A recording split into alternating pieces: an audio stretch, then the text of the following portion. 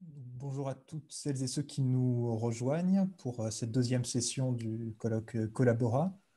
Donc pour cette deuxième session, on va avoir quatre présentations qui portent sur les enjeux politiques, angle mort de la participation numérique, donc qui vont à peu près toutes parler un peu des relations qu'il y a entre la structure des plateformes participatives et la nature des contributions qu'elles accueillent ou qu'elles peuvent accueillir et des communautés qui du coup se développent autour. Donc, quatre présentations, on va rester sur le même fonctionnement que ce matin. Bonjour Viviana. Donc, 15 minutes de présentation. Les questions nous arriveront par le chat ou par l'application questions et réponses. N'hésitez pas du coup à soumettre vos questions par ces deux biais tout au long des présentations et on fera un temps de questions à l'issue des quatre présentations. Donc seulement vers 15h, 15h10, si on arrive à tenir les temps de manière à ce qu'on puisse ensuite moduler le nombre de questions en fonction du temps qui nous reste. N'hésitez pas à intervenir dans le chat, dans les questions-réponses. Nous prendrons note et on transmettra ces questions aux intervenants et intervenantes à l'issue des présentations.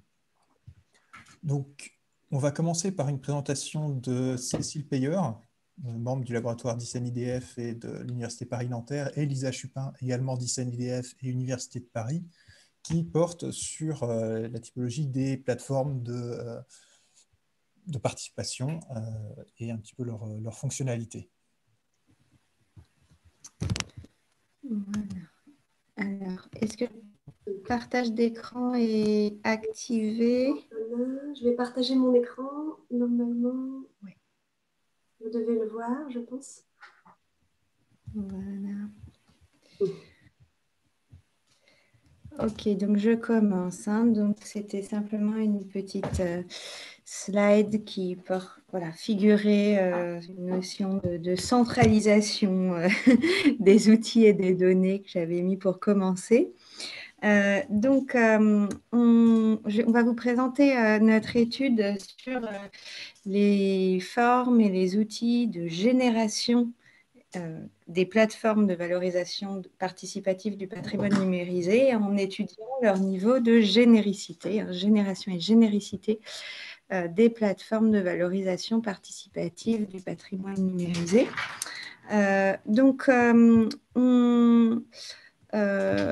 Voilà. Alors,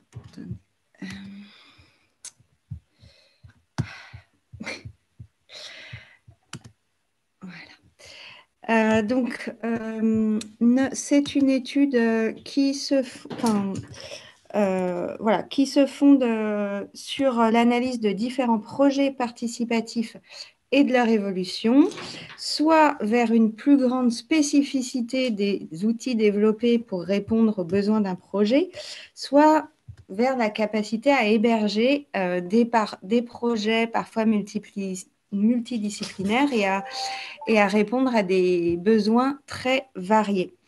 Donc, c'est en ce sens, finalement, qu'on va questionner la plateformisation. Quelle plateformisation, quel sens donner à cette expression pour les différents projets que nous allons étudier à partir de l'évolution des outils qu'ils ont mobilisés pour satisfaire un nombre de besoins liés à des formes de contribution de plus en plus variées.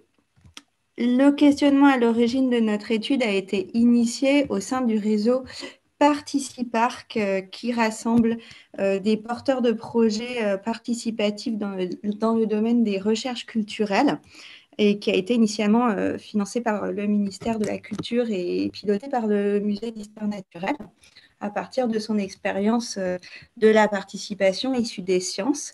Et donc, en fait, s'est manifesté au sein de ce réseau un intérêt pour la mutualisation des outils et des méthodes pour les recherches participatives.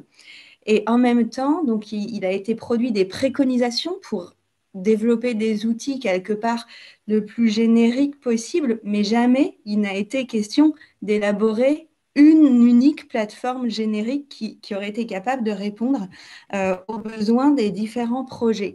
Donc, à la fois une volonté et en même temps, jamais le projet n'a vraiment avancé vers un outil à ce point commun.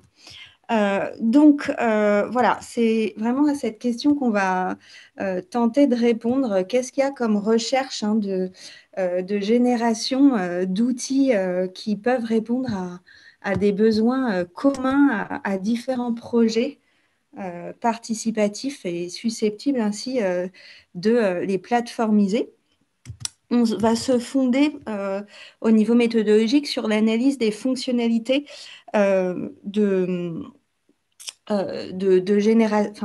différentes plateformes, de différents outils participatifs.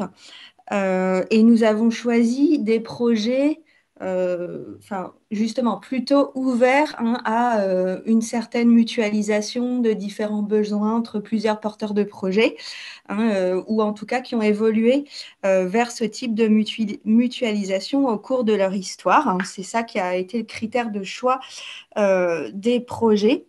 Et puis, finalement, nous allons étudier surtout les fonctions, le type d'outils développés dans ces projets pour répondre à de multiples objectifs. Et nous avons croisé donc l'analyse des sites fonctionnels avec des données sur le type de financement de ces outils et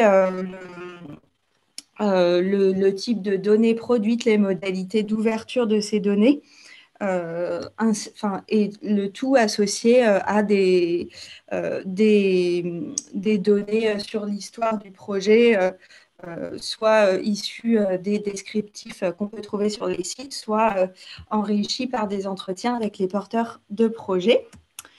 Et donc, nous avons ensuite tenté de catégoriser ces plateformes selon les modalités donc, de plateformisation auxquelles elles obéissent, et notamment en fonction de l'évolution qui a été la leur vers différents besoins.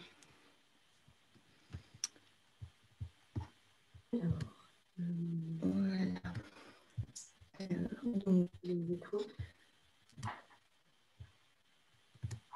Alors donc, on a identifié, donc, comme vient de le dire Lisa, plusieurs catégories de plateformes génériques. Une première catégorie identifiée est celle des plateformes génériques du web social, qui, lorsqu'elles sont détournées et appropriées par des acteurs porteurs de projets spécifiques, sont mises au service de la valorisation contributive du patrimoine. Alors, on peut citer parmi les outils exploités dans ce sens l'encyclopédie Wikipédia, avec des outils intégrés de rédaction collaborative et de valorisation des données. Ce sont des outils qui présentent un haut niveau de générosité par leur vocation encyclopédique, ce qui leur confère une grande adaptabilité au service de projets multiples et notamment culturels. Alors, les réseaux sociaux également, notamment ceux qui permettent le partage d'images, sont des outils qui, par définition, possèdent un grand niveau de générosité, puisqu'ils n'ont pas été conçus dans une logique de recherche culturelle. Donc, ils ont inspiré en particulier des projets menés par les institutions pour valoriser leur patrimoine numérisé en suscitant les commentaires des usagers. Alors, certaines fois, les réseaux sociaux sont utilisés en appui à des plateformes contributives patrimoniales spécifiques qui n'ont pas d'outils de communication en interne. Je pense par exemple à la plateforme de transcription de carnet ethnographique, Transcrire, qui est également présente sur Twitter en parallèle.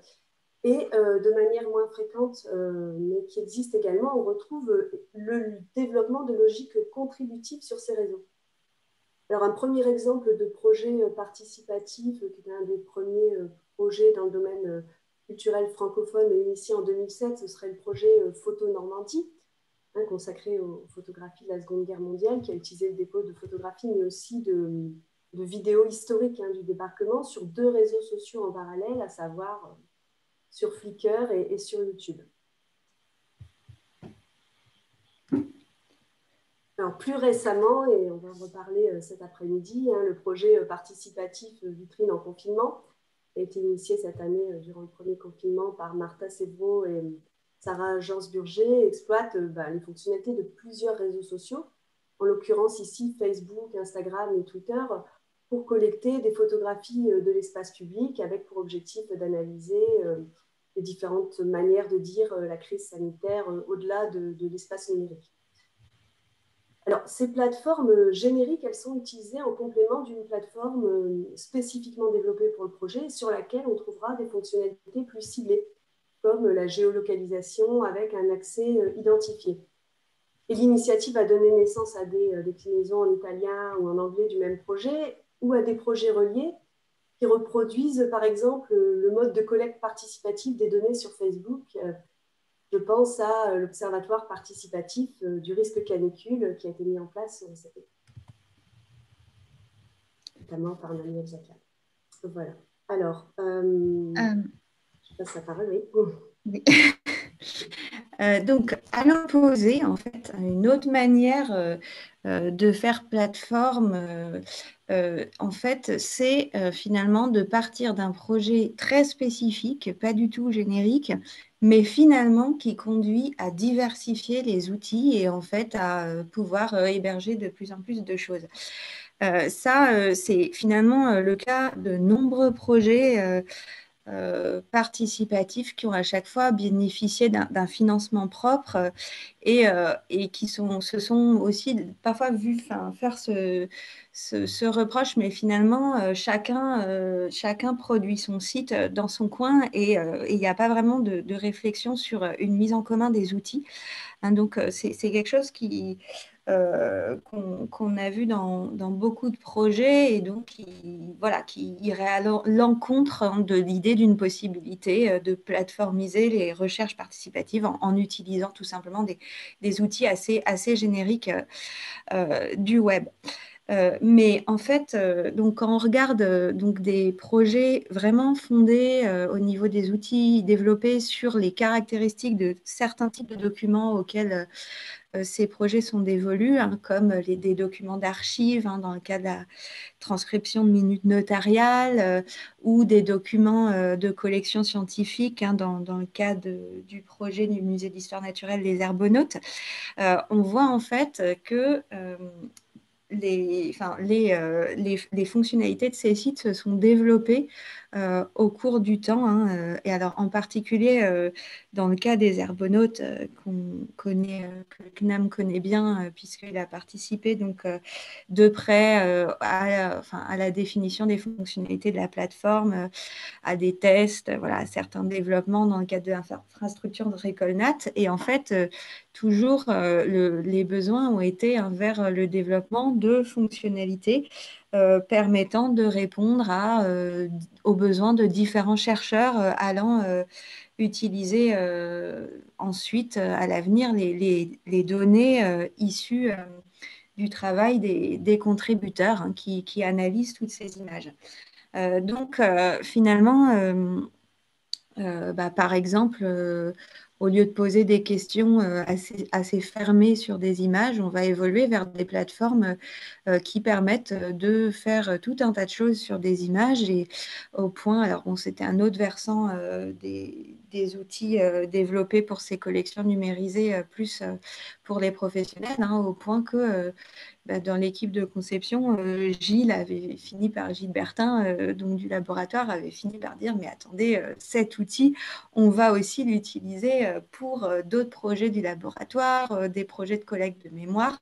Voilà, finalement, donc il y a vraiment cette évolution vers des besoins pluridisciplinaires qui sortent du champ initial au niveau enfin, du champ épistémique initial du projet dans lequel l'outil a été développé.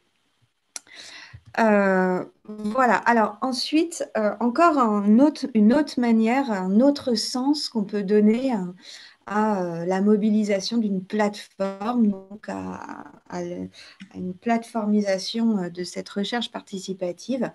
Alors là, c'est le cas qu'on voit autour de la plateforme Zoneverse, très importante par le nombre de projets hébergés, le volume de contribution et le type, le nombre de champs disciplinaires convoqués.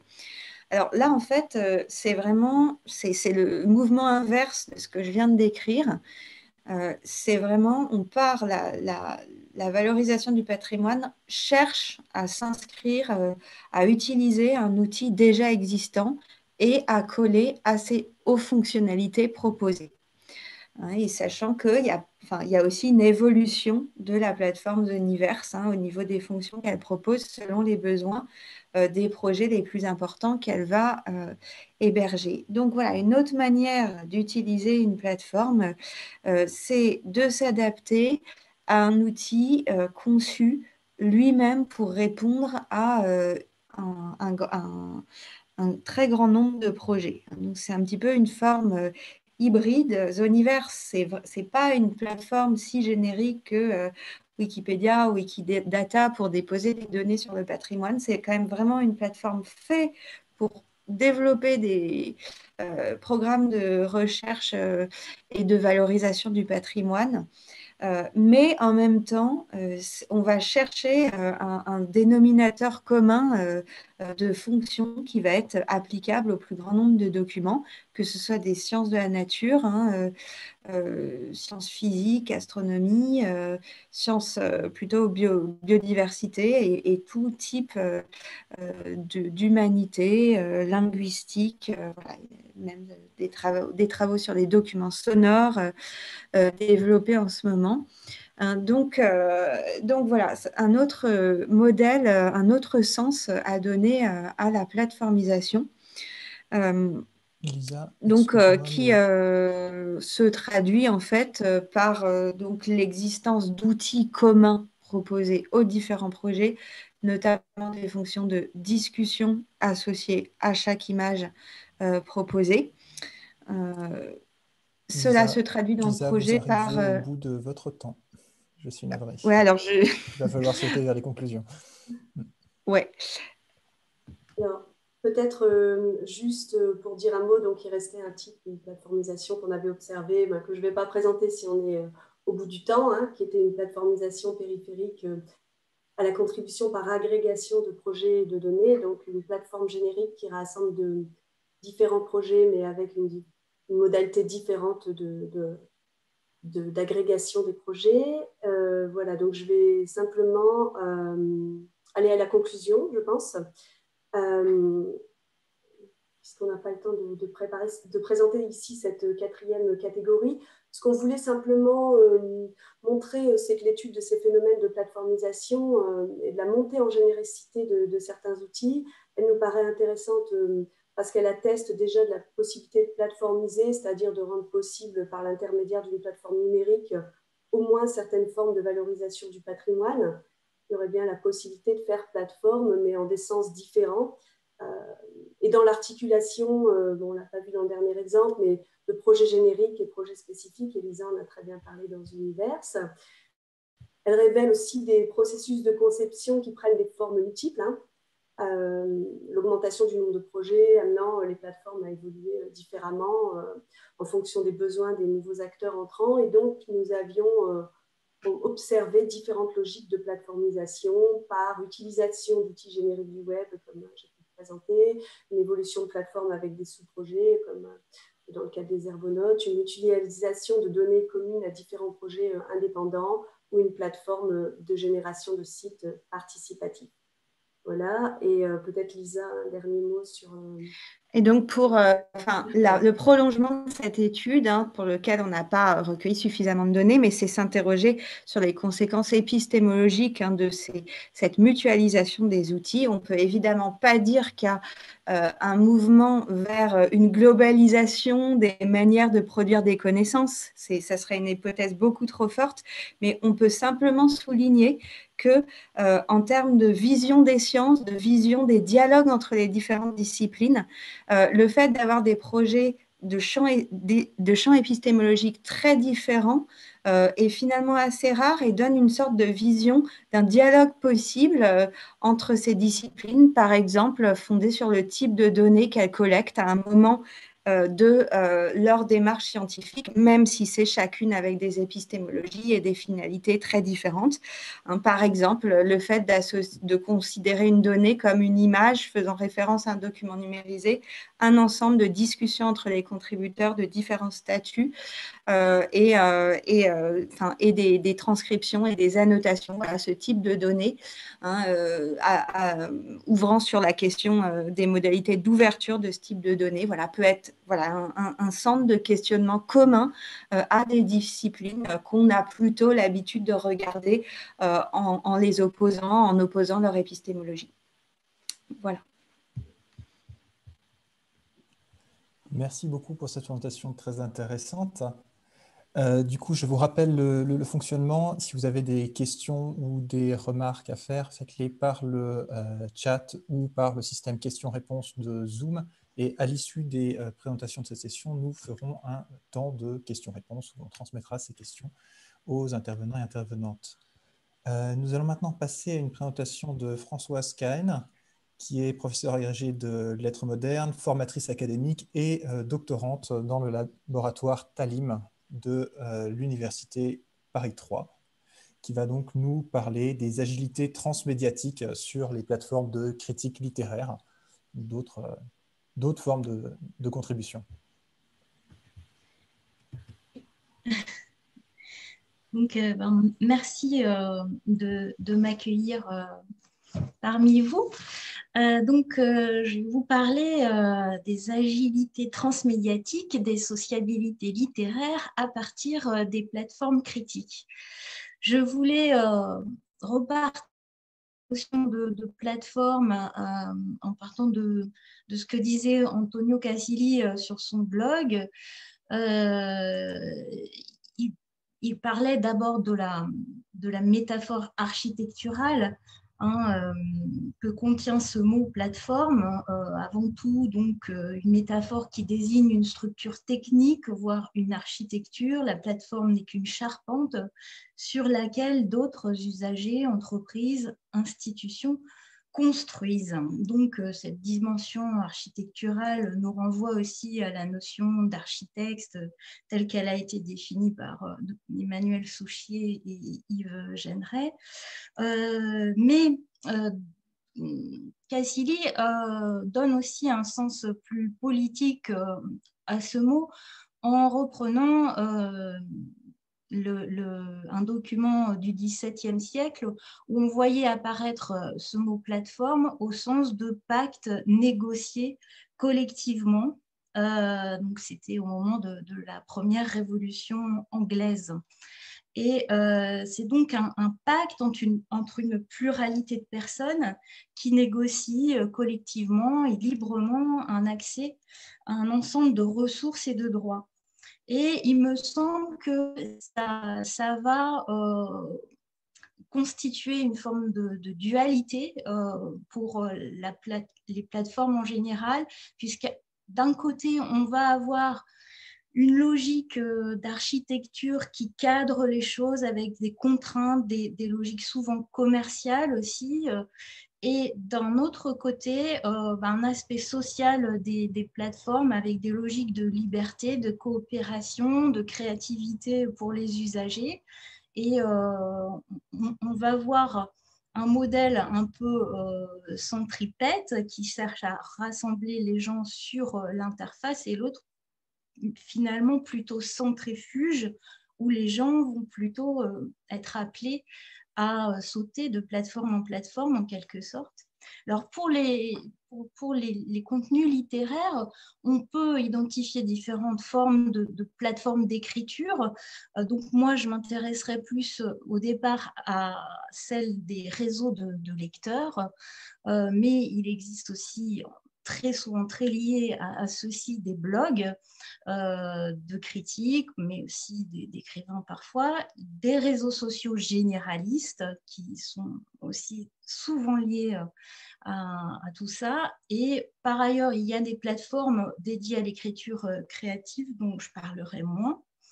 Les réseaux de lecteurs, vous en avez déjà croisé certainement, tels que Babelio, Livre Addict, Glyph, Goodreads, Lecteur.com, Hachette.fr, Boognode. Il y en a un certain nombre, ils ne sont pas tous ici.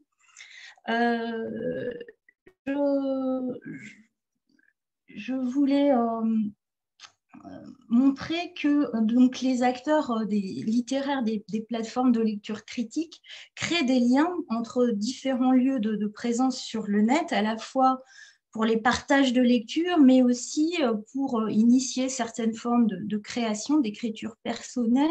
Donc, l'idée, c'était de nommer agilité transmédiatique, cette compétence essentielle qui permet à ces usagers des plateformes de passer de l'une à l'autre. Et mon idée était de démontrer comment cette faculté peut renforcer les liens entre lecteurs critiques ainsi que leur expertise. Et au-delà de nous demander comment l'agilité transmédiatique favorise des formes d'empowerment personnel en favorisant les métamorphoses de leur posture d'usager. Pour faire cette petite étude modeste, j'ai observé des comptes d'inconnus sur Babelio principalement. J'ai mené quelques entretiens avec des blogueurs et des blogueuses littéraires qui sont aussi sur ces plateformes critiques. Et puis, j'ai lancé un questionnaire Google Forms qui a recueilli une quarantaine de réponses. Et puis, je me suis aussi fondée sur une expérience personnelle, des amitiés en ligne. Donc, tout le monde connaît plus ou moins les logiques commerciales de ces plateformes, de certaines de ces plateformes critiques. Hein. Par exemple, Goodreads est directement lié à Amazon. Vous avez Hachette.fr qui affiche son lien avec la maison d'édition. Il y a eu un changement de nom puisqu'avant c'était MyBooks et c'était beaucoup moins visible. Sur Glose, il y a carrément une librairie en ligne qui permet d'acheter directement les livres. Lecteur.com affiche dans son logo ses liens avec Orange. Donc, les critiques bénévoles, eux, construisent une vraie base de données littéraires, hein, comme l'affirme Pierre Frémaux en 2014. Babelio est pour les grands lecteurs un outil de découverte via des échanges entre passionnés de livres et pour l'internaute de passage, la première base d'information sur les livres avec notamment 500 000 critiques de lecteurs donc en 2014. Donc, on voit bien que la logique de la plateforme réside dans la concentration des critiques sur son site. Pour avoir l'ambition de se constituer en tant que base de données, il faut une énorme somme de collaborateurs qui y trouvent aussi leur intérêt, notamment parce que ces collaborateurs écrivent, peuvent mettre le lien avec leur propre blog sous leur contribution personnelle. S'ils n'ont pas de blog, c'est l'approbation des autres, l'élargissement de son cercle sur la plateforme qui joue un rôle équivalent. Et donc, on est bien dans une logique de don et de contre-don dont parle Cassili dans les liaisons numériques. Les communautés de lecteurs réagissent par des commentaires qui dévoilent leur lien au-delà de la plateforme critique. Donc ici, il s'agit d'une critique sur Babelio d'un roman de Reinhardt en 2017. Vous voyez les pseudos, les avatars des participants à cette discussion, Lolo qui lit, J'aime lire, Palamède, Jolap, etc. Et en fait, dans les discussions, ces différents contributeurs s'appellent par leur prénom courant, Patricia, Agathe, Laurence, Cathy, Joël. D'ailleurs, c'est très féminin. Hein. Et on voit que ils se connaissent au-delà de ces réseaux parce que souvent, ils ont aussi des liens sur Facebook, Twitter ou Instagram. Donc, De blog de lecteur à blog de lecteur, il y a aussi des liens qui permettent de passer d'une plateforme à l'autre, chacun recommandant une liste de blogs amis, organisant des invitations réciproques, des défis saisonniers.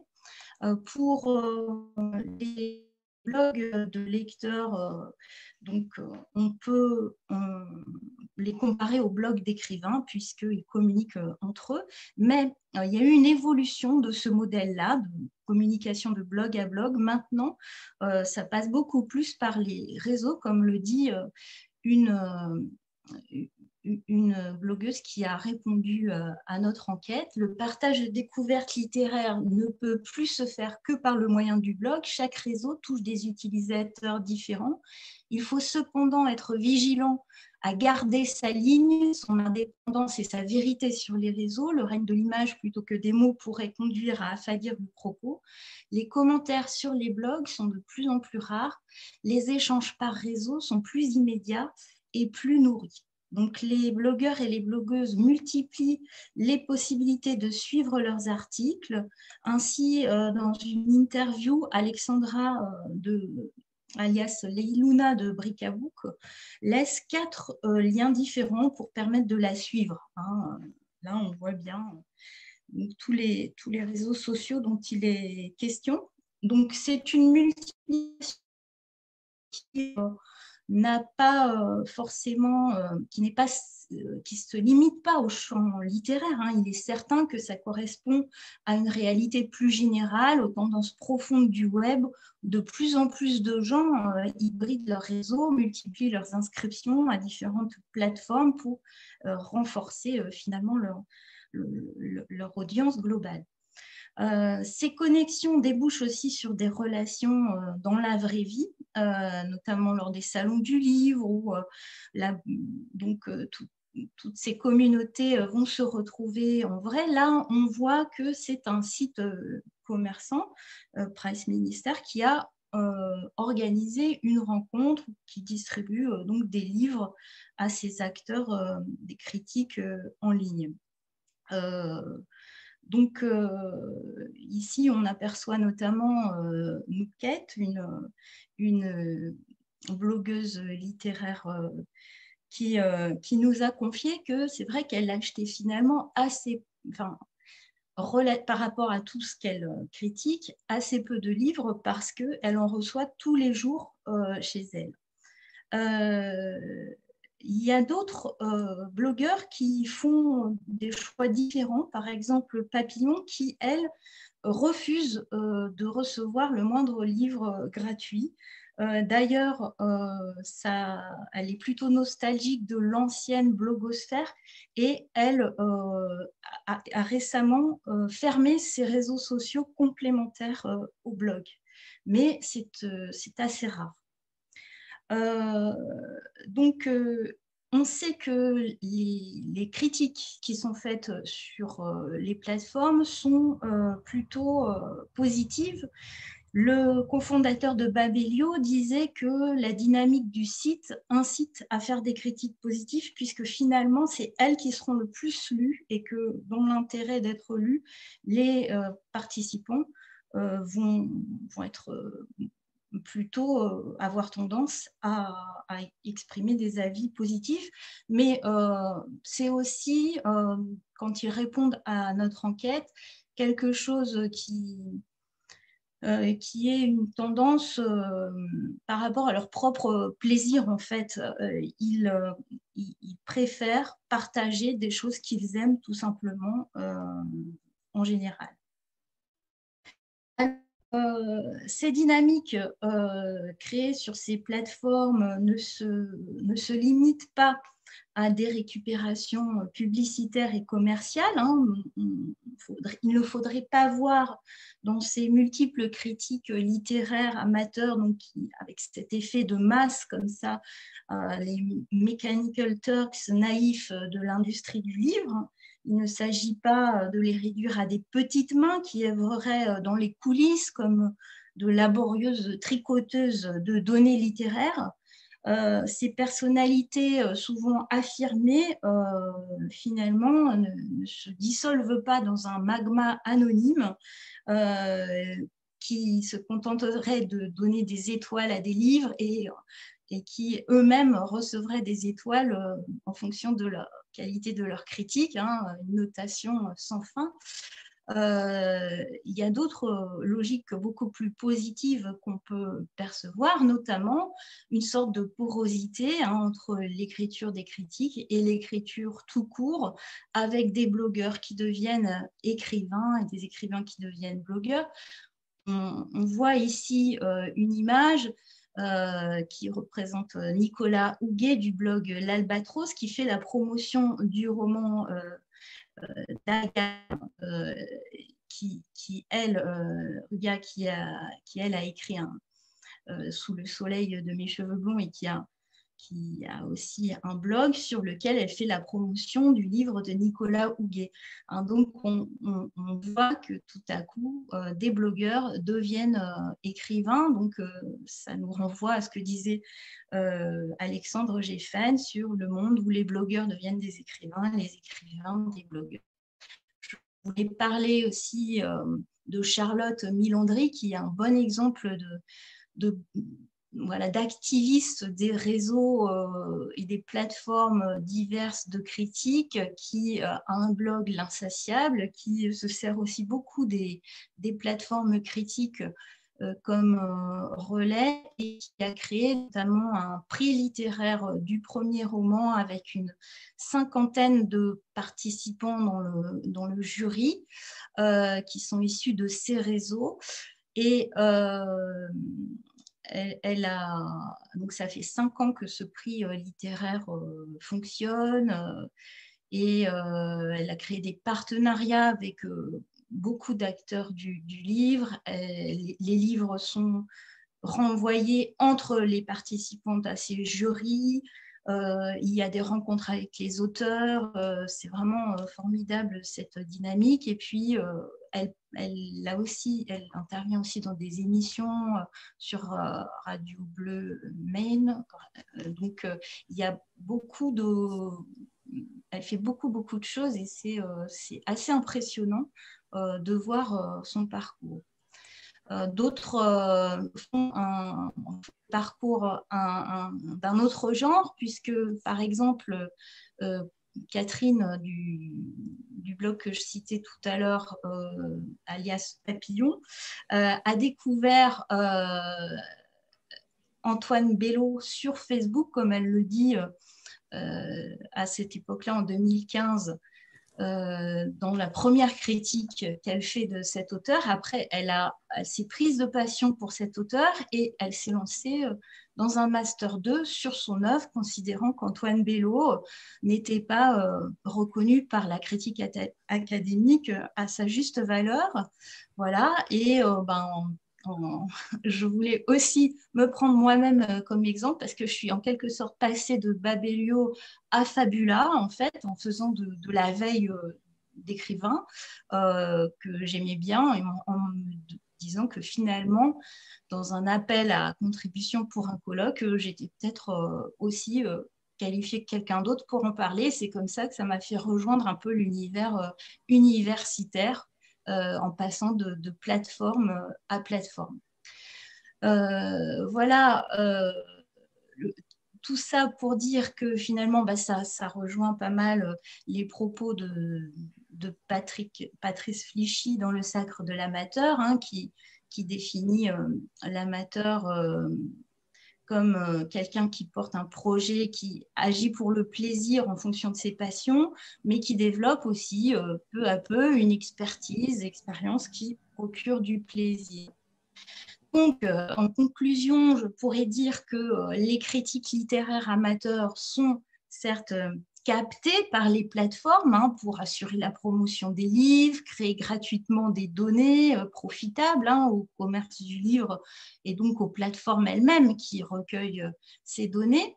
Mais en partie grâce à cette agilité transmédiatique développée par ces critiques amateurs, il y a des parcours personnels originaux qui qui s'inscrivent dans la culture participative telle qu'on la retrouve aussi décrite dans le livre d'Anna Boyd, par exemple.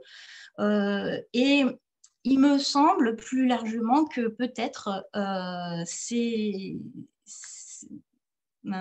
critiques amateurs participent à leur manière à des conditions de survie de la littérature et peut-être favorisent aussi la construction d'une société où démocratie et culture restent liées, mais enfin ça, j'espère. Voilà.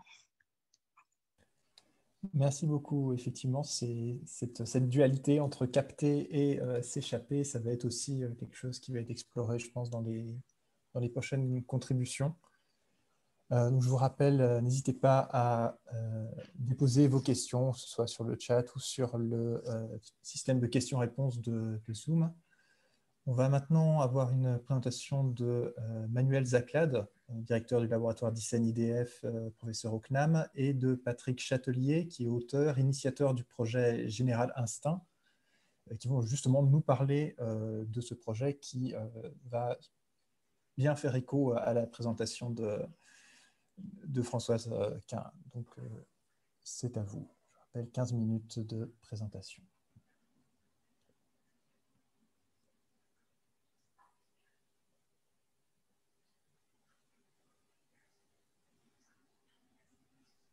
Alors, il faut vous activer le micro, Manuel, parce que nous n'entendons pas.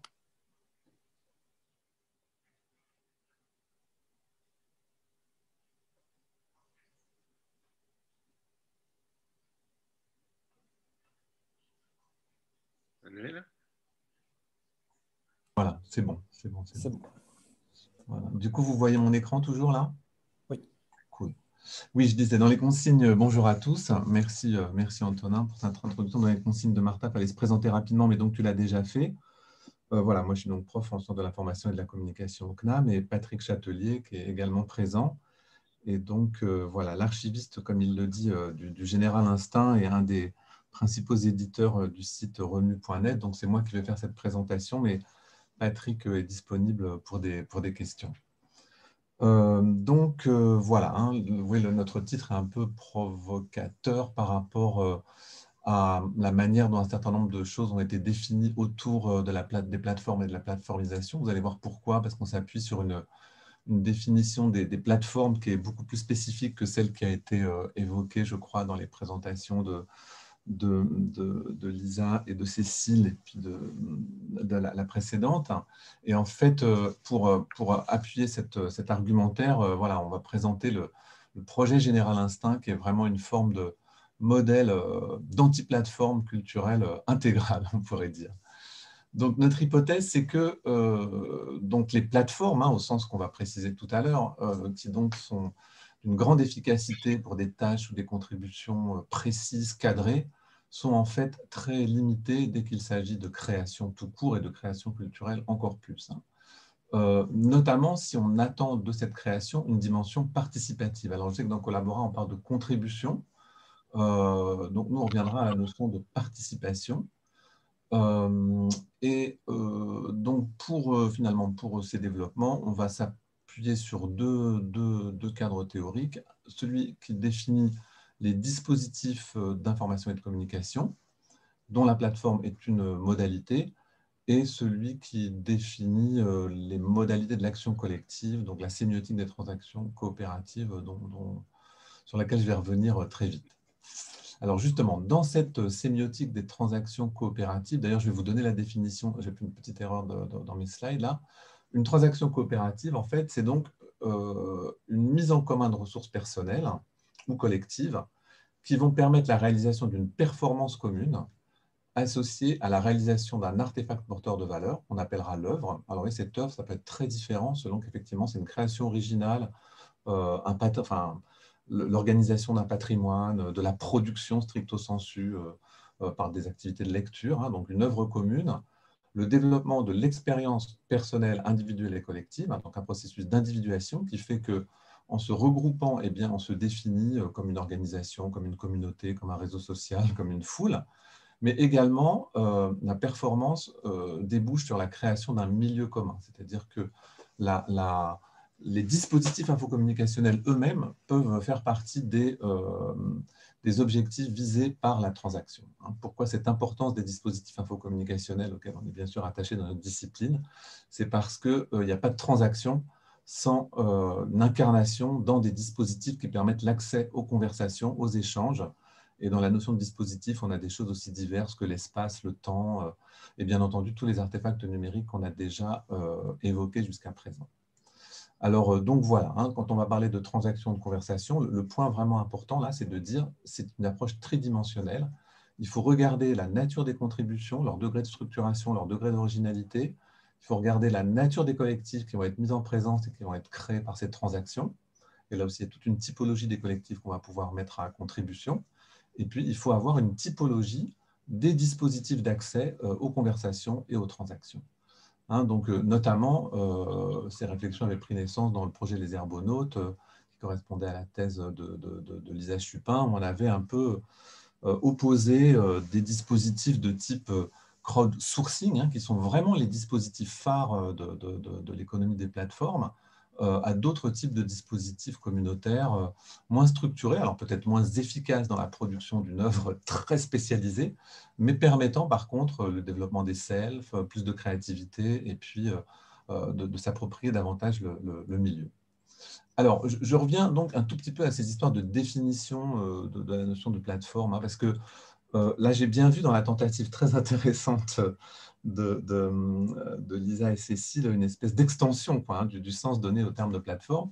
C'est un peu une tendance à la mode, parce qu'il y a un numéro de réseau là-dessus. Alors, moi, je suis toujours un tout petit peu méfiant, parce que finalement, si parce que le terme devient à la mode, tout devient plateforme, du coup, on n'aura plus gagné grand-chose à travailler sur la notion, à parler des plateformes qui pourtant, alors il faudra réinventer un vocabulaire pour définir tous ces systèmes de crowdsourcing qui ont vraiment une place très importante dans l'économie du numérique et qui ne sont pas en vérité comparables à Facebook, Instagram ou à des blogs communautaires ou autres. Donc, dans ma typologie sur laquelle je ne m'attarde pas du tout, on a toute une série de dispositifs de communication et d'information. Vous trouverez ça dans différents textes en ligne, donc qui vont de dispositifs de communication oraux interactifs en passant par les dispositifs infocommunicationnels sur lesquels on va revenir parce que la plateforme est un type de dispositif infocommunicationnel, donc à la fois interactivité et écriture, donc des formes de jeu avec le synchrone et l'asynchrone.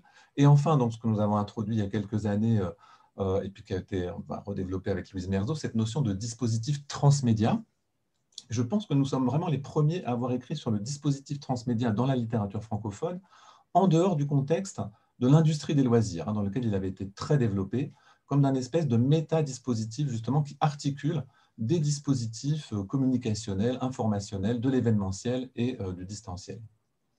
Alors, voilà une retypologie, là aussi je vais aller très très vite, des dispositifs dits infocommunicationnels, qui vont, des dispositifs rédactionnels comme Google Doc, au blog, dispositifs contributifs en mode dialogal, à la plateforme, qui n'a pas comme objectif principal la communication interpersonnelle, mais la production de services dans une logique d'économie collaborative, de sciences participatives ou d'évaluation. Et puis ici, les dispositifs attentionnels en mode flux, qui correspondent à ceux des réseaux sociaux numériques, qui sont une forme de mixte entre le dispositif contributif dialogal et le dispositif contributif en mode plateforme. Donc, quand on parle de plateforme, on parle de ces dispositifs spécifiques et pas de la totalité des espaces de dialogue en ligne sur le web. Pour nous, ça deviendrait à ce moment beaucoup trop général. Alors, le Général Instinct, donc, ce projet extraordinaire, c'est le résultat d'une rencontre assez fortuite entre Patrick et moi-même. C'est donc un projet collectif. Alors d'abord, c'est de la création. Donc effectivement, vous voyez, on est vraiment à un bout du spectre. On n'est pas dans de la constitution structurée d'un patrimoine ou autre. On est vraiment dans une œuvre à proprement parler. Et elle est réalisée donc par un collectif transdisciplinaire et transmédiatique. Alors bon, Patrick pourra vous en dire davantage. Il l'a raconté c'est raconté dans beaucoup de textes en ligne. Mais enfin, donc c'est la découverte de la sépulture du Général Instinct qui a donné lieu à un projet imaginaire qui s'est étalé sur plus de 20 ans. Et donc là, on va trouver, je veux dire, porter à leur apogée les 3 paramètres qu'on a dit, c'est-à-dire que l'œuvre, la création est extrêmement ouverte. Il y a un très grand nombre de modalités expressives qui vont du graphe au street art, enfin street art et graphe, à des vidéos YouTube, des bouquins au sens traditionnel du terme, des sites internet comme Facebook, de l'événementiel avec de la musique et autres. Hein. Donc l'œuvre est très diverse. Le collectif lui-même se réinvente en permanence. La famille du général Instinct la rejoint. On finit, voilà. Donc les contours font l'objet d'une négociation très, très ouverte. Et les dispositifs d'accès à la production de l'œuvre sont eux-mêmes très, très différents. Donc vous voyez, on est vraiment à une extrême du spectre. Et c'est très intéressant d'avoir ce point-là pour revenir à des formes plus ou moins cadrées. Donc, c'est bien un dispositif transmédia au sens où on l'avions défini, hein, c'est-à-dire qu'il y a vraiment articulation de dispositifs de communication synchrone de l'ordre de l'événementiel et de différentes formes de dispositifs asynchrones qui vont du livre, du film à Facebook, hein, donc pour produire cette narration qu'est le projet Instinct. Donc, grande diversité des logiques d'accès, des logiques narratives, des logiques signifiantes, et puis triple ouverture, comme je le disais, de l'œuvre, du collectif et du dispositif transmédiatique. Alors, donc, pour reboucler maintenant et pour montrer pourquoi le dispositif plateforme, hein, au sens crowdsourcing du terme, ne permet pas en fait la participation au sens fort du terme. Alors, il permet sans doute des formes de travail collectif. Faut-il les appeler contributifs? Je ne sais pas, parce que quand on voit Stigler parler de l'économie de la contribution, on n'est pas non plus dans de la contribution au sens fort. On est pour moi dans une forme de travail distribué, et c'est très intéressant de s'intéresser sur les raisons qui motivent les gens à faire ce travail distribué. Mais ce serait erroné, de mon point de vue, de notre point de vue, de parler de participation au sens fort, hein, parce que comme le soulignent plusieurs auteurs, si la participation se réduit à un mécanisme dont le but c'est de tirer le meilleur parti possible des gens au profit d'une entreprise dont les finalités ne sont pas fondamentalement de leur ressort, elle pourrait être relativement illusoire, en tant que participation, pas en tant que dispositif de travail et de production. Voilà. Donc, nous, on va se revendiquer une forme d'approche infocommunicationnelle de la participation forte, hein, qui est elle-même basée sur les 3 dimensions qu'on a mis en évidence. C'est-à-dire, pour caractériser les modalités de la participation, il faut se poser les questions de la modalité de la contribution à l'œuvre ou au projet, les modalités d'individuation collective rendues possibles par la définition des relations entre les sujets, et aussi les modalités d'implication dans les dispositifs de support aux conversations, dans leur paramétrage, dans la négociation de leurs contours, etc. etc. Donc, bon, là, c'est un rappel de la matrice d'Einstein qui est très utilisé pour parler des niveaux de participation dans des collectifs d'un point de vue politique. Mais là, on est uniquement dans la vision du pouvoir, c'est-à-dire qu'on ne caractérise pas du tout la complexité de l'œuvre et la maîtrise du dispositif. Hein. On va de la manipulation, information, simple consultation, partenariat, contrôle citoyen. Vous voyez d'ailleurs qu'il n'y a pas le crowdsourcing dans ces mécanismes participatifs. Et donc, notre contribution, pour aller vite et conclure, hein, ce serait de dire, si on regarde ici, qu'une échelle de participation en regardant la dimension du pouvoir de conception du dispositif contributif. Encore une fois, il faudrait aussi se poser la question de la constitution du collectif et des formes de création liées à l'œuvre. Mais si on n'est que sur la conception du dispositif, on aurait donc un niveau 1 qui serait pas d'interaction directe entre les participants, pas d'action possible sur la structure du dispositif. Et là, on est dans tous les dispositifs classiques de l'économie collaborative et du crowdsourcing de masse, dans lequel, enfin, dans tous les dispositifs qu'on connaît, hein, c'est même interdit. C'est-à-dire que c'est par construction que la plateforme interdit des communications dans Airbnb entre différents propriétaires, autrement que par des systèmes très de notation. Mais je veux dire, il n'y a pas de possibilité d'avoir un pseudo. Voilà. Enfin, donc, il y a des interactions par des systèmes de notation, par des systèmes de mesure, mais ils sont complètement cadrés. Et il n'est pas question que les gens dévoilent leur anonymat, parce que la plateforme, elle maîtrise, hein, la totalité voilà, du système des identités, du système de la gestion de la valorisation, de la mesure, les rétributions, les algorithmes et tout ça. Deuxième niveau, on aurait un niveau où il y a des espaces de dialogue et possibilité de suggérer des aménagements de la structure aux propriétaires de l'espace. Alors là, on serait dans le cas du projet des herbonautes, qui a été donc décrit tout à l'heure par Lisa et Cécile, dans lequel, alors c'est très puissant les herbonautes du point de vue de la capacité à réaliser une tâche complexe, hein. Mais de mon point de vue, alors on n'était pas toujours d'accord avec Lisa, c'est pas très riche du point de vue de la capacité à créer un collectif ou à prendre le pouvoir soi-même sur le dispositif en place. Et puis, on aurait un niveau 3 qui correspond à ces projets mis en place sur les espaces du web social, qui, encore une fois, pour moi, ne sont pas vraiment des plateformes, parce que j'ai une définition plus restrictive.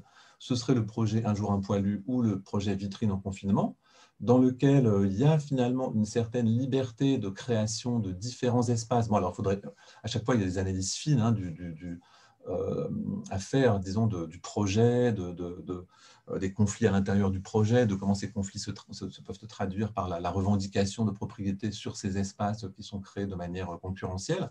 Mais en tout cas, voilà, les dispositifs de type web social sont relativement ouverts. On le voit bien d'ailleurs dans Vitrine en confinement, où à un moment donné, la consigne a été outrepassée, c'est-à-dire que les gens se mettent à poster des choses qui ne sont pas des vitrines, et où finalement, bon, bah, globalement, à la fois les animatrices, mais on peut dire que c'est un peu le résultat de ce que les gens amènent, et puis des échanges et de l'appréciation.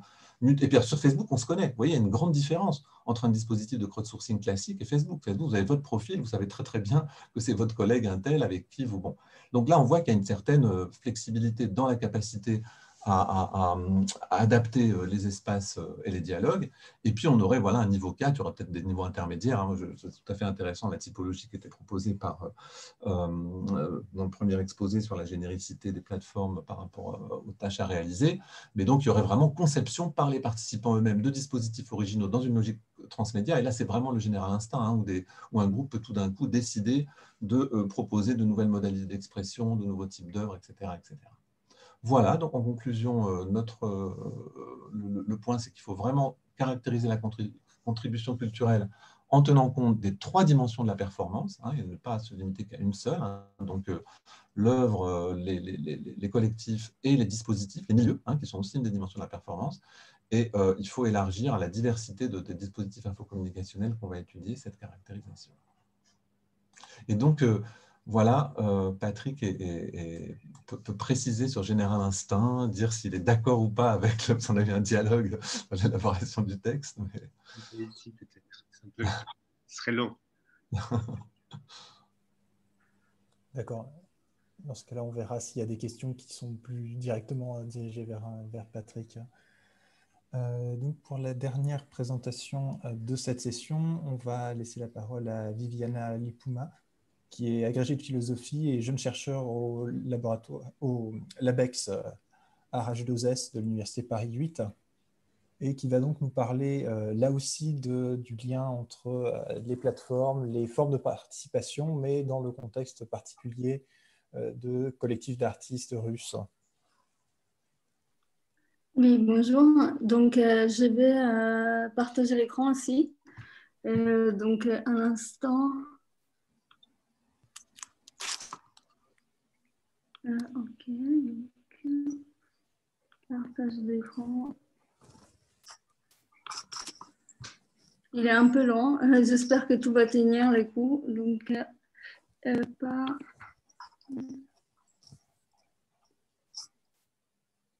je suis désolée.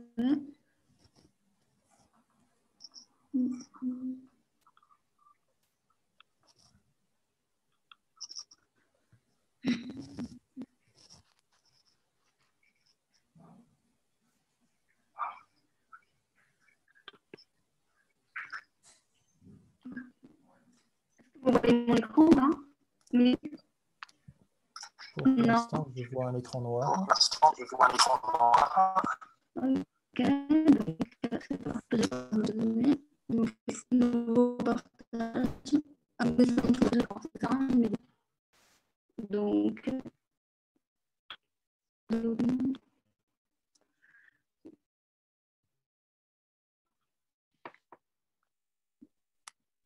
si ça marche pas, c'est parce que ça a aidé à avoir un peu précis avec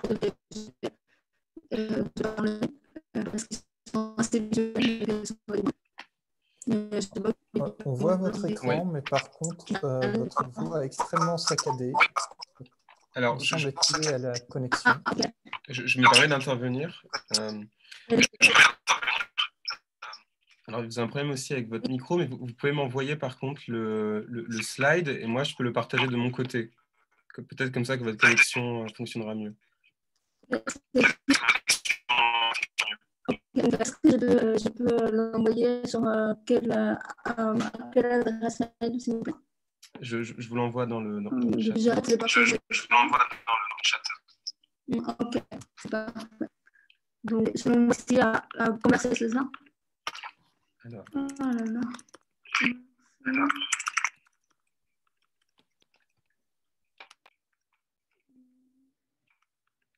Pardon.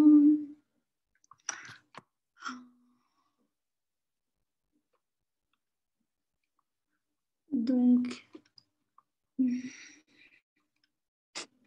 suis désolée, je pensais qu'il n'y aurait pas.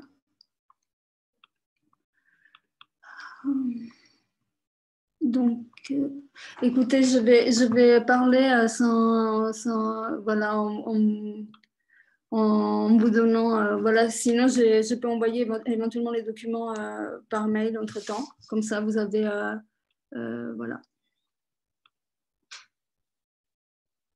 Ok, donc je vais parler tout simplement et puis je vais vous partager les slides après, parce que sinon on perd trop de temps.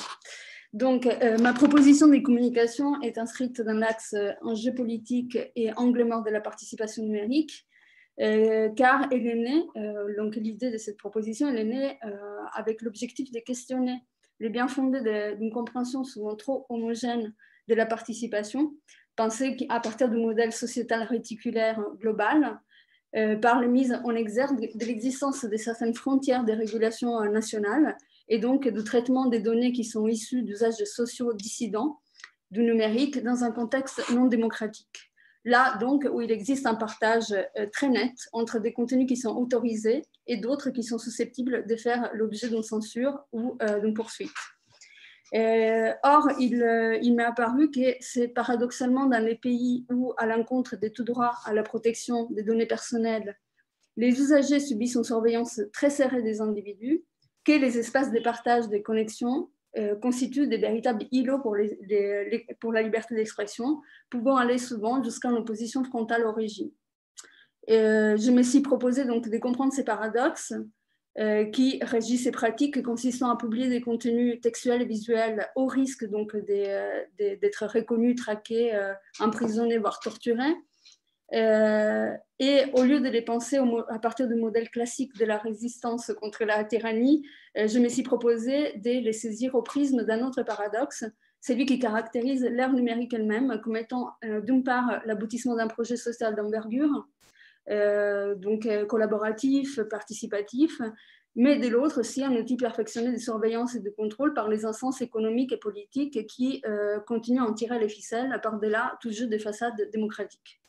Donc, la question que j'ai posée donc, aux activistes que j'ai connus, c'est de savoir quelle est la conception des réseaux sociaux et des plateformes que se font ces acteurs sociaux et qui justifient une prise de risques tellement importante, et si on pouvait vraiment la reconduire au concept de participation, qui œuvrent en direction d'un commun, donc la question du common, là où manquent les conditions à minima d'adhésion à un projet qui se vend comme démocratique et comme opérateur de démocratisation. Donc, j'ai voulu répondre à ces interrogations autour du sens d'une participation culturelle dans un contexte non démocratique à partir de l'étude de deux collectifs basés à Saint-Pétersbourg et que j'ai fréquenté en 2017 à 2019 quand j'étais professeure au Collège universitaire français de Saint-Pétersbourg. Premièrement, Rodina, qui a été fondée en 2013 et qui comptait au moment de sa dissolution en 2018 avec une trentaine de membres. Et Rebea Ebi, qui est un collectif féministe qui a été formé des cendres du premier collectif en 2016 et qui a rapidement trouvé un écho très favorable auprès d'une jeune génération féministe, donc des femmes, avec là aussi plus d'une trentaine de membres actifs. Je reviens rapidement sur les contextes. Donc, la Fédération de Russie, on le sait, à la fin de l'expérience soviétique, s'est dotée d'une constitution qui a adopté les principes d'une élection présidentielle par suffrage universel, est une démocratie à la démocratie fort douteuse. Depuis 1999, une seule figure se détache, donc celle de Vladimir Poutine, monopole qui ne favorise en rien l'existence d'un débat ni d'un dissensus, qui sont les conditions sine qua non de toute démocratie. Les fraudes électorales à répétition sur les 4 élections, l'élimination physique des opposants politiques, leur condamnation à l'exil, à la prison, mais aussi l'interdiction pure et simple de manifester si ce n'est pas lors des défilés officiels de la fête du travail le 1er mai et de la fête de la libération le 8 mai, ont dessiné les contours d'un État qui n'a des droits que les noms. C'est donc dans les formes obliques de l'art que trouvent refuge les critiques à l'égard d'une politique oppressive, mais aussi d'une société chauvine et conservatrice, où l'Église orthodoxe a un poids très important. Et, rappelons que l'artivisme, donc ce qu'on appelle l'artivisme dans un terme un peu américain, en réalité a ses origines en Russie même, donc dans la Russie donc, soviétique des années 20, avec l'agit-propre, et qui devient dans la Russie contemporaine une nécessité. Les groupes Voïna, qui a été créé en 2007, a renoué avec les formes expressives donc, de la performance politique et qui a été prolongé par les groupes féministes post-Riot en 2011. Et si la vidéo à ce moment-là a été immédiatement associée à ces processus créatifs militants, en revanche, leur diffusion a été très limitée et leur donc, visibilité compromise par un dispositif médiatique qui était très centralisé. Quelques ONG des droits de l'homme ont relayé ces actions à l'étranger, mais dans l'enceinte même de la Russie, les actions étaient sinon inconnues, totalement inconnues, du moins incomprises en fait, dans la démarche politique qui les animait, du fait de ne pas passer par une exposition des faits qui n'était pas celle de la mise en récit des médias officiels. Et c'est dans ce contexte que l'apparition des nouveaux médias a semblé offrir une deuxième chance à l'opposition, à cette opposition diffuse, c'est la création d'un espace public parallèle. Donc, ce concept qui a été créé ad hoc pour les contextes soviétiques par les 2 sociologues qui sont Tristan Matlar et Bernard Miège, donc à la fin des années 90, désigne cette situation où, en présence d'un espace public restreint, c'est-à-dire où la médiation entre l'État et la société pour la formation de l'opinion publique n'est plus assurée par la presse ou par les cercles des rencontres, il y a malgré tout la possibilité d'ouvrir des brèches. Dans les années 70 et 80, donc, qui était la période qu'étudiaient ces 2 sociologues, ce sont les médias transnationaux qui ont assuré donc, des représentations de monde différentes de celles du régime. C'est d'Internet que dépend aujourd'hui l'existence d'un tel espace parallèle, espace public parallèle. La Fédération de Russie a hérité de vastes réseaux téléphoniques soviétiques. Et au moment du basculement vers une économie de libre marché, on a vu donc une industrie de télécommunications foisonnante qui a pris la place. Mais la généralisation de la pratique numérique advient surtout sous l'impulsion des smartphones qui sont en croissance exponentielle dans les ventes et qui sont vendus le plus souvent avec des contrats mobiles à un prix très abordable, c'est quelques euros, hein, c'est environ 3 euros par mois, qui débouche donc sur une couverture exceptionnelle de 60 abonnements pour 100 habitants. C'est donc cet accès individualisé, toujours à la portée des mains, qui sera l'origine d'un changement radical de la donne médiatique en Russie. L'abolition des partages constitutifs de l'espace médiatique traditionnel n'a pas eu lieu, certes, mais les usages d'Internet encouragent des formes originales et variées de participation. Une enquête quantitative qui a été menée par Kondratov montre l'arrivée massive dans la blogosphère des acteurs politiques et sociaux qui avaient été exclus de la sphère politique officielle, donc aussi les médias d'opposition. Puis, dans un deuxième temps, la création des plateformes des blogs éditoriaux du web, parmi lesquels on peut citer Mediazone de 2014 pour avoir été fondée par les gens donc, des Pussy Riot et des Voïna, donc les 2 premiers groupes dont je vous ai parlé. Mais un autre palier est assurément franchi avec les réseaux sociaux numériques qui sont à la fois russes, Bicontact qui a été créé en 2006, Telegram 2014, étrangers, Facebook et Instagram. En raison d'une présence massive des internautes, il s'agit de 90% des 65 millions d'usagers en 2014 qui étaient inscrits, de la structure communicationnelle nouvelle qui permet à tout un chacun de produire, publier, partager, commenter du contenu et de la dimension surtout multimédia par laquelle les contenus visuels finissent par capturer davantage l'attention que les textes écrits. Toutes les conditions donc, semblent réunies pour l'avènement d'une société en réseau, comme dit Castel, plus démocratique car plus participative, faisant preuve des pluralismes, des dissensus, etc. En réalité, savoir si elle existe dans les faits exige de connaître, les retombées juridiques pour celles et ceux qui s'exposent librement sur les réseaux sociaux. Deuxièmement, d'enquêter sur l'efficacité et l'effectivité du contrôle de l'espace numérique par les pouvoirs. Et enfin, étudier l'impact que ces nouveaux médias ont sur la vie politique, c'est-à-dire les rapports entre espace public et espace public parallèle. J'ai essayé de saisir ces rapports à partir donc, des 3 performances des collectifs. Donc, il faut imaginer maintenant, parce que c'était là que c'était important de voir les images, qui ont été menées donc, entre 2018 et 2019. Parce que les usagers qui s'emparent d'un outil ne le font pas indépendamment de tout ce qui les définit comme des individus sociaux, les activistes russes inaugurent des usages militants de l'Internet en tirant profit donc, de la mise en place de ces nouveaux environnements technologiques pour s'essayer à de nouveaux exercices de visibilité et d'organisation. Premièrement, donc, 9 étapes dans la composition du leader suprême est une transcription visuelle d'une action qui a mené à l'intérieur chez des gens, en fait.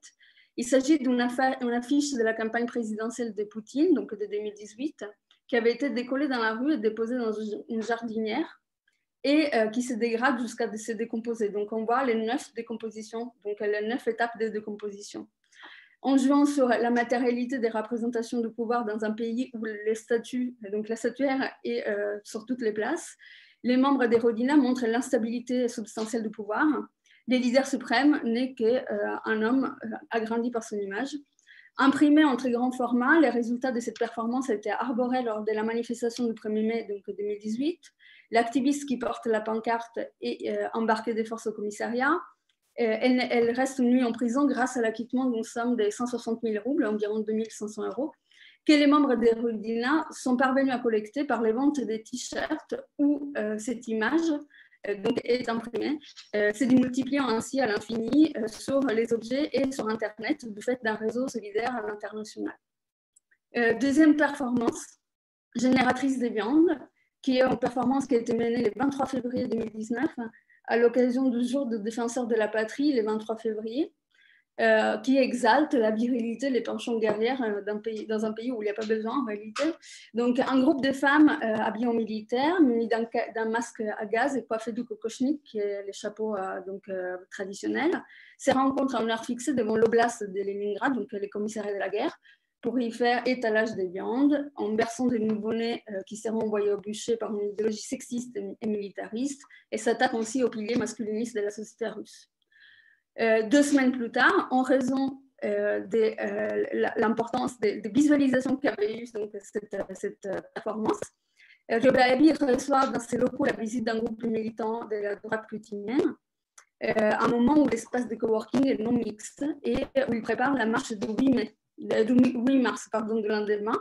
Les jeunes hommes viennent déposer plusieurs dizaines de bouquets de fleurs, les suppliant de partir. Les filles, elles n'arrivent à s'en défaire qu'en usant un spray.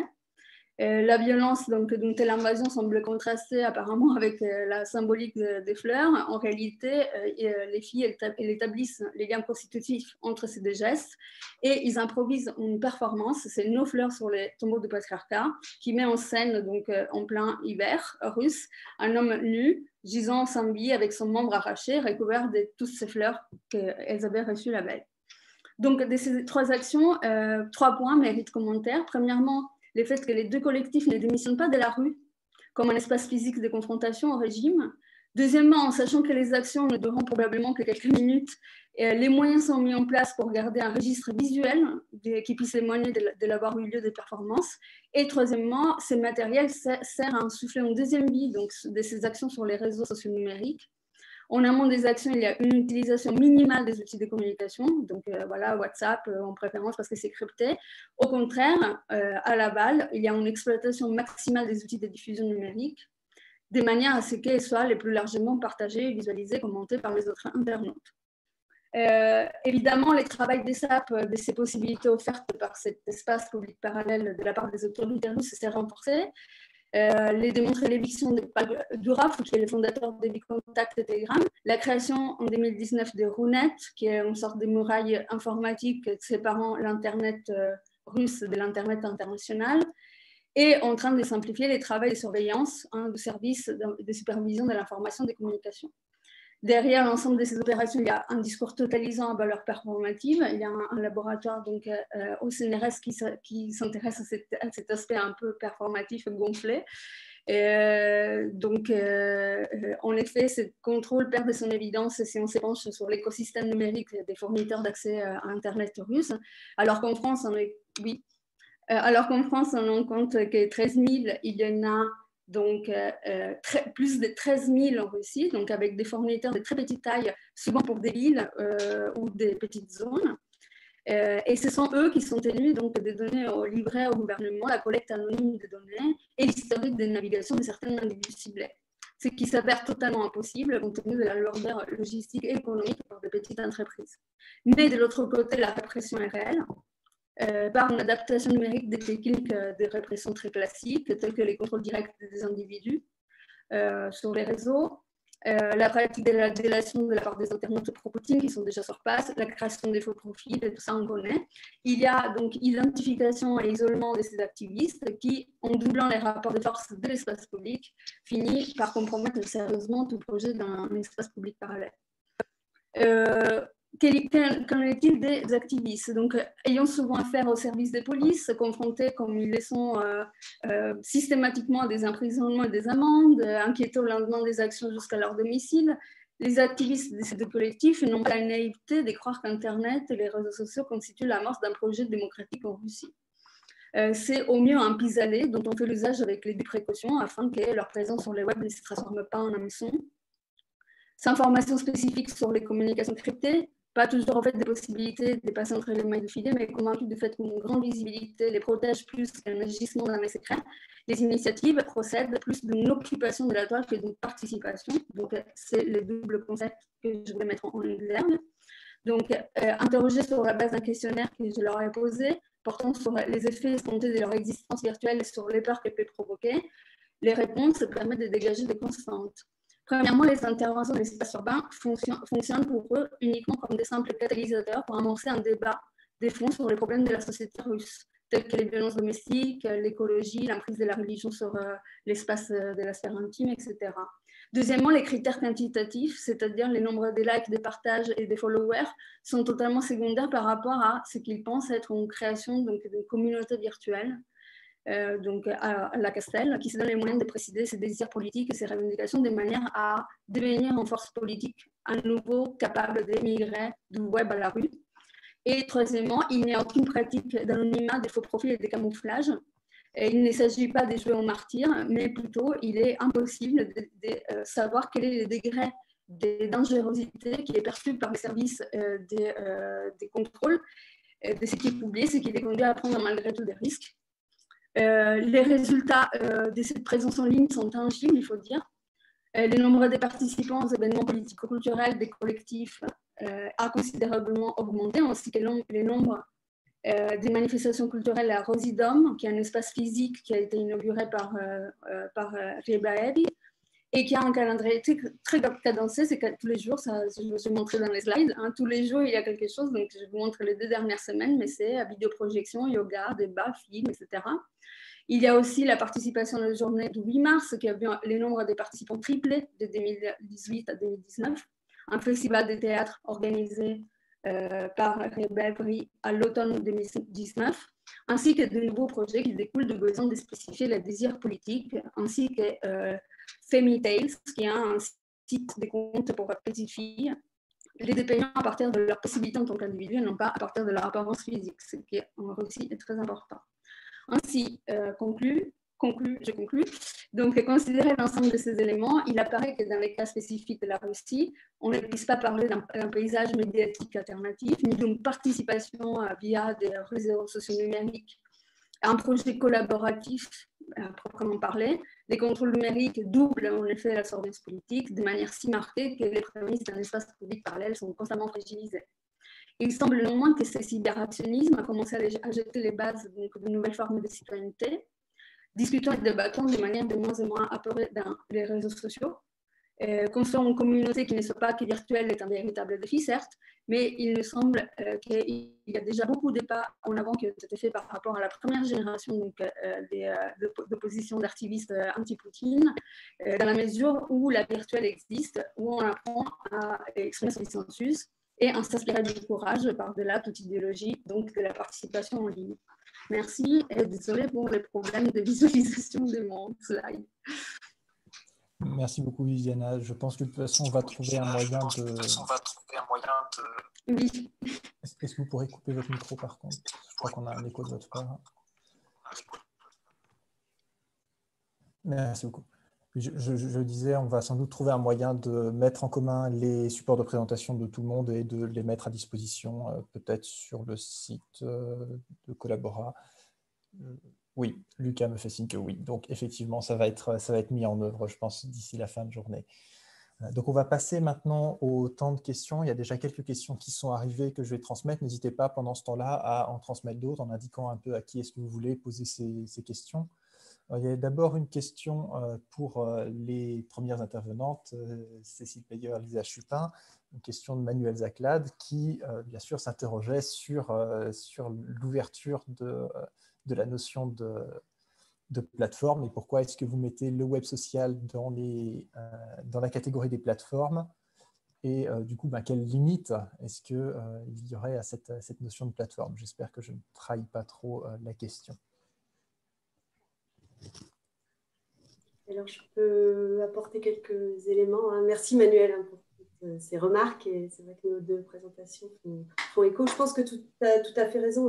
Dans ce qu'on entend par le mot plateforme, on l'entend dans un sens beaucoup plus large. Alors peut-être qu'on devrait plutôt parler de processus de plateformisation, dans le sens où nous, on ne parle pas vraiment de plateforme en tant que telle, mais de la création d'un dispositif de mise en lien entre différentes plateformes numériques, justement,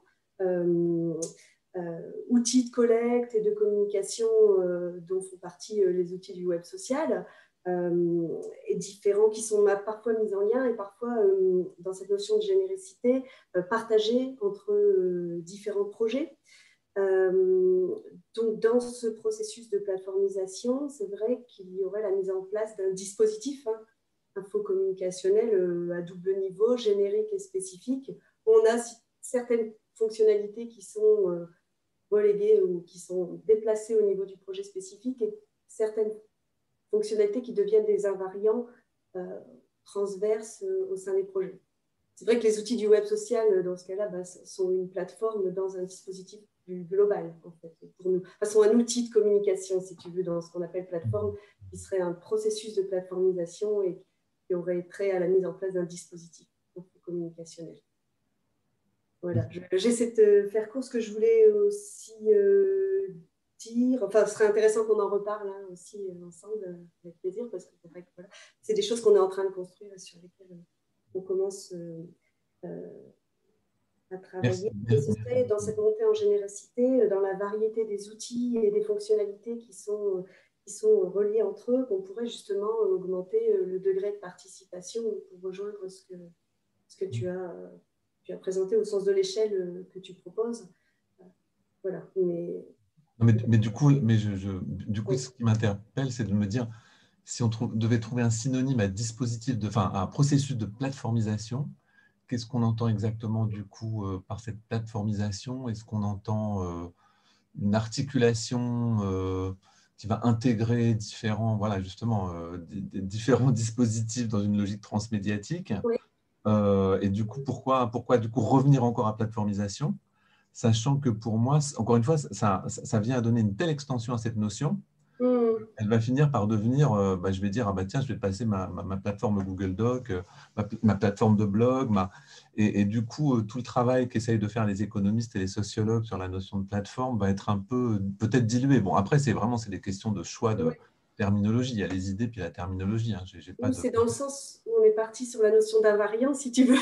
Donc, on a essayé de remonter aussi cette notion de plateforme au niveau du dispositif, puisqu'on cherchait des notions communes, en fait, et regarder ce qui se produit dans cette révélation d'invariants transverses à des outils, en fait. D'accord. Merci beaucoup en tout cas. Et du coup, moi, pour rebondir un peu sur cette question d'invariant, du coup, vous mentionniez le fait qu'il y avait du coup une sorte de dialogue qui émergeait un peu entre les disciplines autour de l'analyse des méthodes, de comment est-ce que les méthodes d'une discipline peuvent éventuellement être exploitées par une autre. Est-ce que du coup, vous avez trouvé des traces vraiment d'échanges entre les chercheurs et ou les contributeurs de différentes disciplines, ou est-ce que ça reste encore à se développer?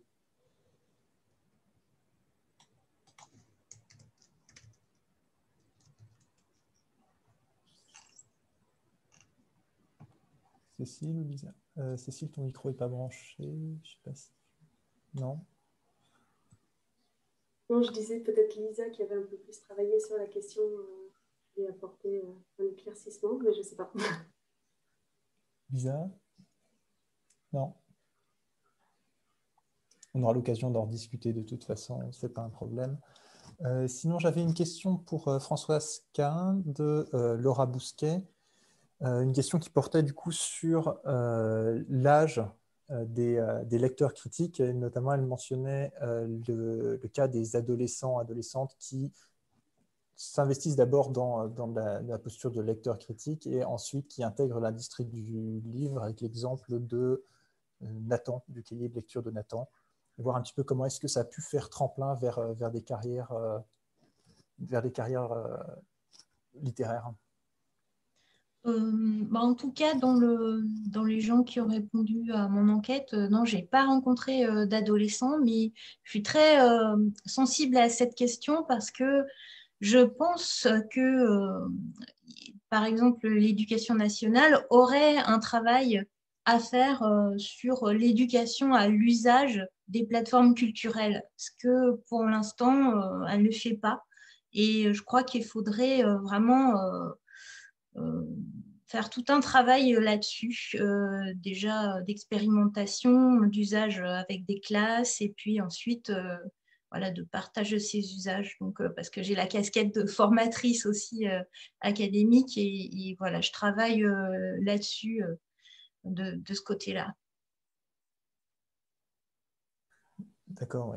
Et est-ce que vous pourriez nous en dire un petit peu plus sur la démographie de ces lecteurs critiques? Vous avez dit effectivement que c'était plutôt féminin, mais du coup, c'est pas trop adolescent, c'est plutôt... Ça va de la jeune femme à la retraitée. Voilà, après, il y a quand même quelques hommes. Après, j'ai pas fait, si vous voulez, une étude assez massive pour que ce soit représentatif. Hein, parce que c'est pas non plus mon sujet de thèse. Donc, c'est quelque chose que je mène à côté. Donc, j'ai pas eu les moyens de faire quelque chose de vraiment extrêmement scientifique, même si les résultats de la petite enquête sont déjà intéressants. Voilà, si j'avais le temps, c'est vrai que j'aimerais beaucoup poursuivre l'analyse de tout ça parce que je pense que c'est vraiment très intéressant. Oui, je pense qu'on voit aussi à travers ces différentes trajectoires de ceux qui vont ensuite publier des livres, de ceux qui commencent différents types de blogs, etc. Je pense qu'il y a aussi différentes postures qui sont adoptées et ce serait intéressant de voir comment est-ce que ça se lie à la fois au type de plateforme, au type d'ouvrages qui sont critiqués et puis éventuellement à des invariants démographiques. Tout à fait. Alors, on avait... alors, je n'ai pas encore vu passer de questions pour Manuel et Patrick, mais moi, j'en avais une. Vous indiquiez un peu dans l'article la question du long terme dans les projets participatifs. Et le Général Instinct, qui dure quand même depuis longtemps, est un exemple assez étonnant de projet pas très structuré, mais qui arrive à perdurer. Et du coup, je me demandais, est-ce qu'il y a des réponses qu'on peut trouver dans le Général Instinct à cette tendance qu'il y a dans certains projets, je pense notamment à Wikipédia, mais à d'autres aussi, qui, avec le temps, vont avoir tendance à se rigidifier, à se scléroser un peu, tout simplement parce que les procédures vont avoir tendance à se complexifier pour maintenir le projet dans une ligne donnée. Vas-y Patrick, je te laisse intervenir. Oui, en fait, comme il n'y a pas de ligne donnée précisément, donc effectivement, le projet, en fait, il aurait pu s'éteindre assez vite. Il a continué parce qu'à chaque fois, il y a eu des rebondissements et d'autres lignes qui se sont créées, en fait. Et aujourd'hui, après 20, enfin, il est né en 97, donc aujourd'hui, il est dans une phase descendante, on peut dire. Il y a beaucoup moins de création, mais on ne sait jamais. En fait, il peut repartir demain, et voilà, qui sait. Pour répondre à la question de Martha, qui me pose sur le sujet du rapport du travail créatif et la recherche qui s'intéresse à ce travail. En fait, surtout par rapport au général instinct, en fait, pour moi, ça a toujours été une façon de reformuler les choses, des façons de percevoir différemment grâce à ce dialogue avec des universitaires, le projet, et de pouvoir en fait être plus peut-être réceptif à de nouvelles choses aussi qui pourraient advenir, puisque en fait c'est beaucoup un travail sur la réception des événements, la réception des œuvres. Et c'est là, je pensais tout à l'heure à une chose, ça n'a sûrement rien à voir avec ce dont on parlait, mais je me disais qu'en fait, un des éléments intéressants, enfin, quasi impossible, ça aurait été de pouvoir intégrer la réception de l'œuvre dans l'œuvre. Voilà. Et que le général instinct avait essayé de ça aussi. Ok. J'avais du coup une question de Manuel Zaclat pour Viviana, qui était la suivante. Comment est-ce qu'on peut qualifier l'œuvre au sens à la fois artistique et politique qui est visée par les initiatives ou des deux groupes que vous avez cités? Est-ce que c'est une autre manière de faire de la politique? Est-ce que c'est artistique? Comment est-ce que les acteurs eux-mêmes le qualifient?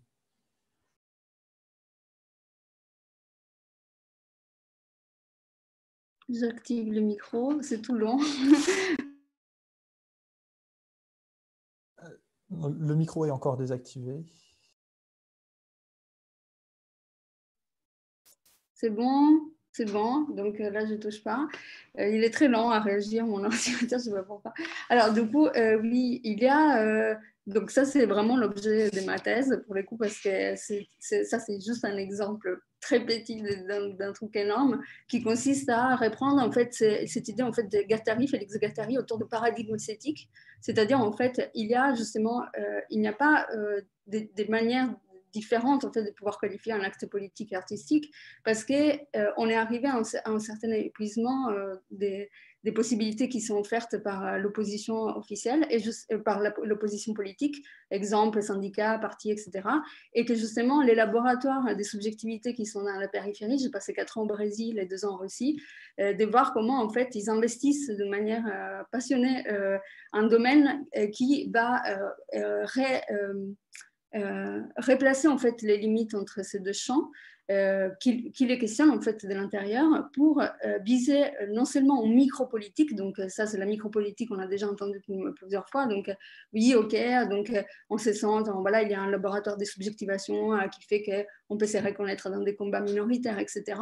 Mais dans les cas de la Russie, eux, ce qu'ils visent, c'est justement percer la muraille de la politique, de la macropolitique, et que du coup, quitte à aller en prison, etc. Genre, voilà, ils pensent que l'art, c'est un moyen de pouvoir offrir une grille interprétative, herméneutique du monde qui est beaucoup plus complexe qu'une simple opposition frontale qui serait beaucoup moins bien vue en fait, par tout le monde, qui serait moins partageable d'un point de vue aussi des objectifs politiques, et qui serait d'ailleurs...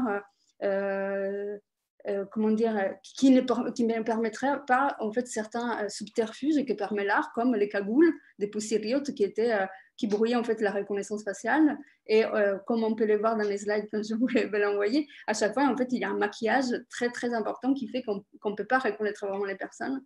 pour toutes ces actions, quoi. Du coup, c'est à la fois tactique, en fait, mais il vise aussi un certain brouillage, en fait, de ces deux sphères qui sont d'un côté l'art et de l'autre la politique.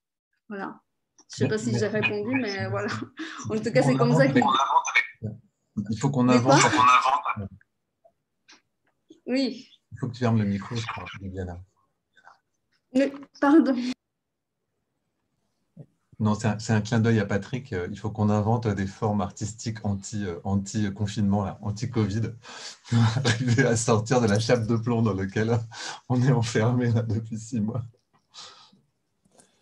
Une question de Sarah Labelle pour Viviana, toujours. Est-ce qu'il y a des discussions sur le choix des dispositifs de diffusion des images et des œuvres?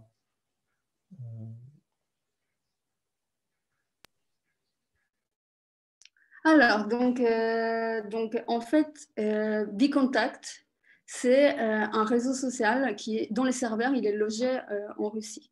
C'est qui on fait quasiment une plateforme immédiate en fait, où les services de supervision en fait, de l'information et des communications contrôlent directement quasiment en même temps, parce qu'en réalité, quand je vous parle de ces collectifs, je ne vous parle pas d'un exemple précis de ce qui se passe en Russie. Non, c'est les seuls. C'est-à-dire, en fait, en 2 ans, j'ai connu la totalité des personnes de l'opposition entre Moscou et Saint-Pétersbourg. Donc, il s'agit vraiment d'une centaine de personnes en tout, hein, donc ceux qui sont actifs. Donc, évidemment, ça me mettait dans une position un peu compliquée, étant donné que je travaillais là-bas pour le ministère des Affaires étrangères. Donc, bon, laissons. Mais du coup, en fait, ils savent très, très bien en fait, que Bicontact, c'est pas sécurisé.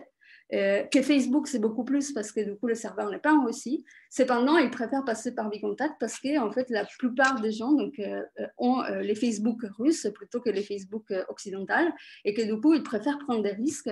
Voilà, je montre dans les slides, il y a 11 000 membres donc d'un Bicontact des Rebellion, donc de ces collectifs qui est né il y a quelques années, 11 000 personnes, et du coup les partages des contenus, ça se compte sur milliers, donc à chaque fois qu'il y a une action, c'est des milliers de gens, c'est des actions qui sont relayées, voilà, de l'autre côté de la Russie, à Moscou, dans toutes les grandes villes, en Sibérie, à Vladivostok, vous voyez, donc ils font les choix, en gros, de prendre des risques plutôt que d'être sécurisés sur quelque chose qui est de la communication cryptée, etc., et qui fait qu'en fait, ils se renferment dans une niche entre eux, aux aspirations occidentales, sans pouvoir bouger les lignes, en fait, dès ce que les nouvelles, donc les jeunes générations des femmes, comment elles peuvent se repenser autrement.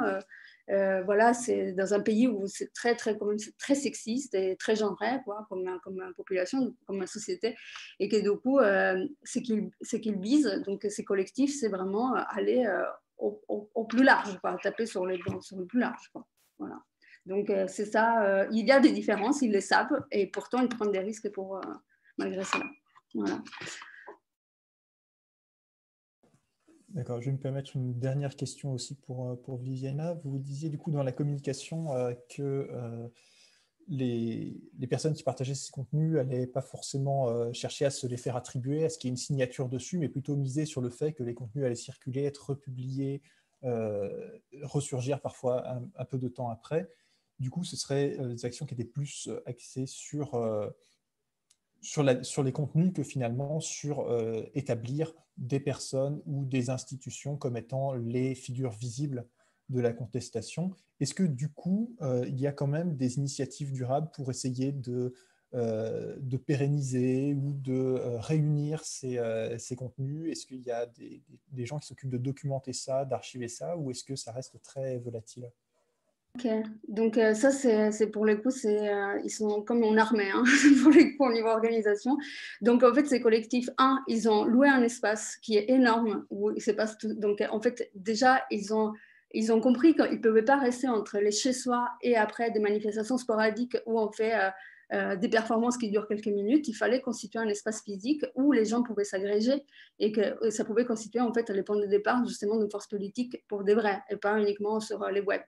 Donc oui, donc premièrement il y a eu donc Rosidom qu'il y a certaines associations, donc voilà, je rigole parce que j'ai participé énormément à les aider sur ces plans-là, donc des associations, donc des ONG, des droits de l'homme, notamment à Prague, donc dans l'Est, à Berlin, Prague, ils sont un réseau international assez ferme du côté des artistes là-bas et des ONG, donc ils reçoivent par exemple un prix de 20 000 euros, bah, ça leur fait 3 ans de loyer. Donc voilà, ils assurent leur derrière, disons, de manière assez musclée, c'est-à-dire en fait ils vont vraiment chercher les fonds pour que les lieux existent. Deuxièmement, il y a un site web.